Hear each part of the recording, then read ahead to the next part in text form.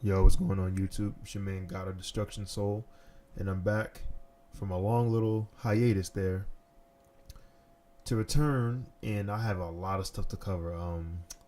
As you can see by the gameplay background, Monster Hunter's out for the PC, something that I've been waiting for. Can't wait to get into that. Just a lot of stuff to go into. So without further ado, let's jump right in. Alrighty, so I think the last video that I did, well, the last one I did was a Gorgon video. I really got to close out that Monster Hunter. I was just getting ready to say that. The Evolve miniseries. I think I'm gonna do one more and then I'm gonna case close it and that'll be the end of that. But the last WoW related thing was the Sylvanas Warbringers cinematic, which had just came out at the time, and then I reviewed it. So, but since then, we've had the Sarfang cinematic, which is amazing. We've had the Siege of Lordaeron in their cinematics. The collector's edition for Battle for Azeroth has two little novellas, one for the Horde side, one for the Alliance side. What else? Obviously, Monster Hunter's out. Got a couple games coming out for in August. Red Dead. Battle for Azeroth is literally, like, at this time of me recording this, it is. Let me double check. 37 hours away. So super hype about it. So August is looking to be a good month for me for gaming. So let's start with the WoW stuff. Let's start with the Siege of Lordaeron cinematics and what I think. So the Siege of Lordaeron actually didn't really change too much over from the beta. Aside from the cinematics, Jaina coming in with the ship and aiding Anduin and his forces was amazing. And I don't know why it didn't click to me of when I was on a beta where Jaina was at, like, because she's in Stormwind when you're rescuing the princess of Zandalar, I'm sorry, and you're attempting to rescue Sarfang. She's there stopping you, but it just never occurred to me that she wasn't at the actual battle, the Siege of Lordaeron. I don't know why, but her entrance was amazing. The little back and forth they had in the throne room between Anduin, Greymane, Ilaria, and Jaina with Sylvanas was excellent. Sylvanas was still her smug, don't give a fuck what you think attitude self, and I love that. She told Anduin to muzzle his dog, referring to Greymane. So I mean, it was just excellent. Here's what I didn't expect for the Undercity, because I knew a couple things. I knew that Blizzard wasn't going to just let the Horde side destroy Darnassus and not have any repercussions. But I didn't think that she would plague bomb the Undercity. And to be honest, I don't think if those two things are equivalent. The burning of Teldrassil versus the plague-infested area of Undercity. Because here's my thing. When you burn a world tree, because that's what Teldrassil is. It's Teldrassil, Nordrassil, and then there's another one. I can't remember. I'm sorry. But when you burn a world tree, I mean, I would assume that this ain't going to grow back in a couple years' time. Like, this is going to take millennia, maybe, or so. I would assume a millennia or so, like 1,000 years. It's not going to take 1,000 years for the plague to dissipate from Undercity. I mean, yes, the after effects will linger on very much so. I mean, look at the Eastern and Western Plaguelands. Like, how long has Naxxramas not been there, and we still have that area plague-ridden? Look at the that scar near Silvermoon. How long ago was it when Arthas marched through there, and there's still repercussions there? So the after effects of the plague will be there, but it will be inhabitable.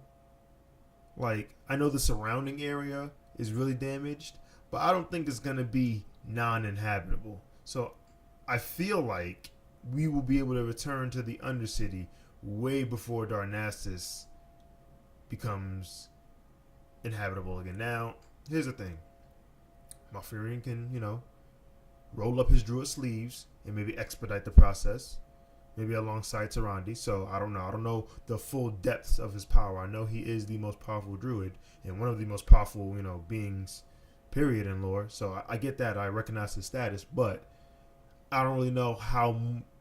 Like, I don't know the inner depths of his power. So maybe he could expedite the process. I mean, he did cleanse Cenarius.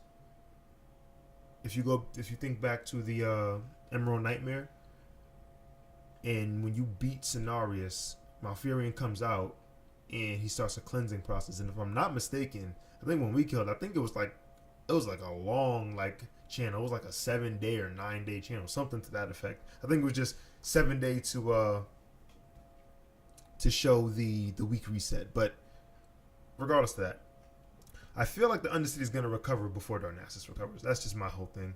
I actually have not done the Alliance side yet, so I don't know the full extent or the full damage of Darnassus. So I will definitely get on that. It's just been so busy last week. This is why this video is coming out so late, and I'm going to have to let it run a little bit longer, unfortunately. But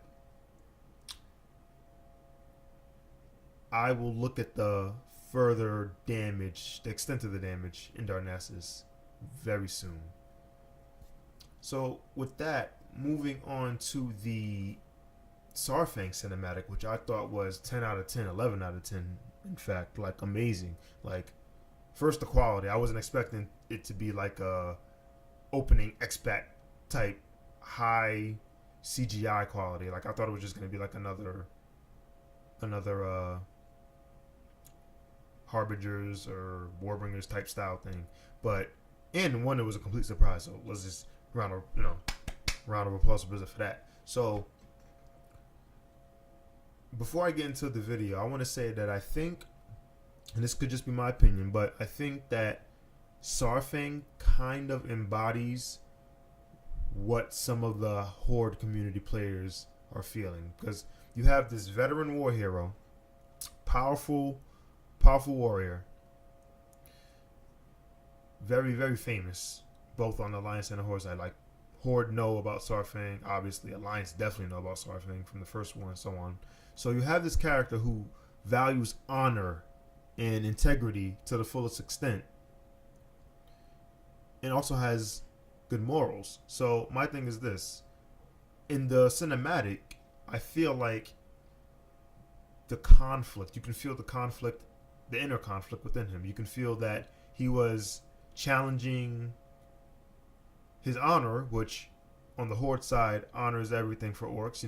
They're supposed to follow the war chief, and if they say jump, they say high, like, for the Horde. But you also have the morals part. It's like, yes, he's down for war, he's down to defend his people and his faction, but there's got to be a limit. Like, in the cinematic, you get that amazing shot when Sylvanas is looking at the tree burn in the background, and she turns, and Saurfang is there and goes, "This is madness.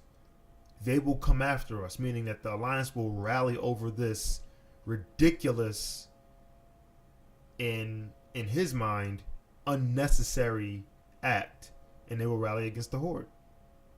So you could see that in the cinematic where he's like, damn, I know I should follow Sylvanas because she is the acting war chief, she is the leader, but this bitch might just be going too far. Like, she just burnt down the tree and burnt everybody with it. Like, first I just want to say the people burning and screaming and the tree, oh my god, those effects, man, 10 out of 10. But anyway, so you could see the inner conflict within him, and I kind of think Blizzard wants it that way, one, and two, it kind of embodies or represents some of the inner conflict between the Horde players. Because I'm indifferent, I don't really care. Like, I just like the good story. I would be Alliance. I've been Alliance for a long time. I've been Horde, before. So this is just another stint to me being Horde and seeing it from, this side. So I don't really care about that too much. But as a Horde player, you kind of, even if you're not into the lore, you kind of think like, all right, maybe this ain't what we signed up for. And I think I said that in my Sylvanas cinematic review. Like, maybe this isn't what we signed up for. I know I saw a lot of the quote-unquote morally gray joke going on, but here's the thing. I don't think Sylvanas is morally gray. I think she knows what she wants. Like she knows where her morals and her honor stand. She knows what she wants. She's very calculated, um, very precise, and this isn't something that I would say is too far out of the realm for her. Now, back in the cinematic review, I'm sorry. Back in that review, I did say that no one expected Sylvanas to be the one to burn the tree down. Like, it wasn't. Like, yes, she was, like, one of the prime suspects, but no one thought Blizzard was going to be that direct. I think Pyromancer, who's a YouTuber that I follow near religiously, like I love his content, he said it best. He was like, no one was like, oh, it's obvious Sylvanas did it. Like, duh. Like, it was not that obvious. In fact, it was obviously not obvious that she would be the one to do it. So, for her to do it may not have been obvious, but it definitely wasn't out of the realm of possibility. So, I don't think she's evil. I just think she's really calculated, and she knows that this is war, and all is fair in love and war, and shit, that's just the bottom line. So, strategically, if you look at what she did, burning the tree was a great strategic move. You cripple a major city, you demoralize an entire race, and you gain damn near a whole continent, because where else is the Alliance strong at on Kalimdor? Exodar is off Kalimdor. It's not even near Kalimdor. So in real time, and I guess lore time, would you call it, Kalimdor has no hold I'm sorry, Kalimdor. Wow, Exodar has no hold in Kalimdor, and even if they wanted to mount a real assault, the travel time isn't there. So Horde now have control. I want to say, obviously Alliance may have some little outposts here and there, but as far as any real clout or, control, the Horde got that down pat. Like, Orgrimmar is there. There are no Alliance cities. You got to remember, Garrosh bombed Theramore. That was the only port that the Alliance had. Darkshore is gone. Darnassus is gone. Kalimdor really is a Horde continent now. So, I mean, and you can look at it the other way too on Eastern Kingdoms, where you could kind of say that, oh, well, Eastern Kingdoms is an Alliance continent. But then, I'm trying to think, is there a Horde-controlled city on the Eastern Kingdoms? I want to say Silvermoon is there, and I think it is. Let me double check. I don't like to misquote myself, so a lot of times when I'm doing this stuff, there's no script, so I'm just talking because I feel like that's just really natural. Like, I feel like I'm actually having a conversation. Like, I don't prepare a speech or a script or a conversation when I go talk to someone about a specific topic. I just talk, and whatever comes to my head. So I kind of do the videos in the same way, whereas I don't really like to write down what I'm gonna say because or rehearse what I'm gonna say, because I feel like it's not organic. It's not natural, and I don't really have a problem talking to people. Like, I talk to people at my job every day for a living, so I don't mind. But when it comes to these facts, like, I kind of want to be sure, and if I'm not sure, I'll definitely say, oh, hey, I'll check back on it. But now I have the means. I'm gonna actually check back on it right now. You're gonna get the live update and see. So we're just gonna go ahead right here. We're gonna figure out if Silvermoon City is on the Eastern Kingdom. I don't think it is, but no, I think it is actually. I'm sorry. I think it is. So let me see. Yes, it is. So the Eastern Kingdoms has the Silvermoon City. So they still have a major Horde city there. So it's not completely Alliance. They don't have Undercity anymore for the time being. So it's, a little bit stronger because you have Stormwind, and you have Ironforge, two major alliance towns, but Horde is still there. So strategically, Sylvanas, you know, kudos, but morally, she knew what she was doing. So I can't even say that. So now moving on to the novellas from the collector's edition. Now I haven't gotten a chance to read both. Now there's one for the Alliance is called Elegy, and the other for the Horde is called A Good War. I'm almost done with A Good War, and I haven't started Elegy yet. Partly because I've been really busy last week, and I didn't expect it to be 90 pages a piece. I was expecting a little quick 10 pages, some to cleanse the palate really fast before BFA.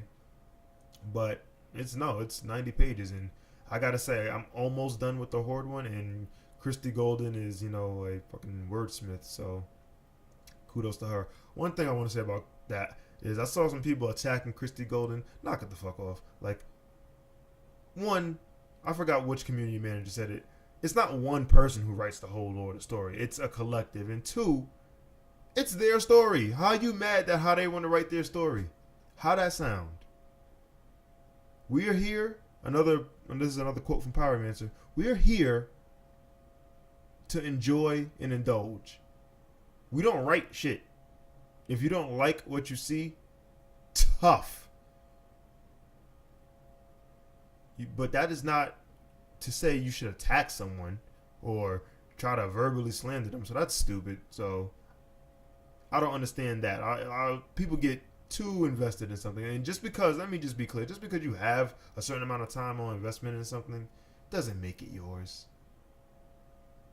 You could have 10,000 hours invested in valet parking. That doesn't mean you own every car that you park. Like, no, it's something that you invest in, but it's not ownership. So just sit back, relax, and enjoy. It's okay to feel, emotions and whatnot. That's okay, but it's not okay to attack people. So I just thought that was pretty whack. That was pretty lame. So let me think. We covered Sarfang. We covered the novellas. We covered the Siege of Lordaeron. I just want to say, now that all that's out the way, I'm so happy Monster Hunter's out. I got it for the PS4 when it first launched in January, and I was stuck on it, and I put it down for a little bit. Like I was playing a lot. Like it was like part of my nightly ritual. Like after work, you wind down, get something to eat, check emails, play Monster Hunter, get a couple rounds in, and that was it for a long. I think from like January to like April, I did that, and then I put it down. Maybe March. I want to say March. And I put it down for a little bit, so I missed a lot of updates. But now it's back for the PC. I feel like I need something that's going to balance BFA. Like, I can't make all my time about BFA. I'm going to need some downtime when I'm not raiding. I can't be sucked into one game. I need that palate cleanser. You need a palate cleanser. And I feel like Monster Hunter is a great palate cleanser because I do have a lot of friends who are going to play, so that makes it even easier. But I think Battle for Azeroth will be a very, very interesting X-Pack because outside of all the faction conflict, and by the way, I'm glad Blizzard is doing that. It's a little change of pace instead of the big bad guy thing. I mean, they haven't done the big bad guy thing in a long time. I think the last time they did that was Wrath, where you had like a titular enemy that you just despised through the whole way through until you I'm sorry, not Wrath. Well, I'm crazy. Kata was the last one. Deathwing. I'm sorry. Deathwing was the last big bad X-Pack. They haven't done one like that in a long time. Even Warlords kind of wasn't like that. Yeah, you had the Warlords, quote unquote, that you knew you were gonna face at some point, but no one ever really thought that Grommash would be the last boss of the X-Pack. So I like the continuation of the detailed storytelling. You can make all the morally great jokes you want. I think it's cool. I like the way they're going. I like the little challenges that they're doing. the emotions that they're able to draw out of the players, I think is really really cool. It shows too. It shows that how much of a community that they have built. So I think that's great. Um, but Battle for Azeroth will be a very interesting expansion.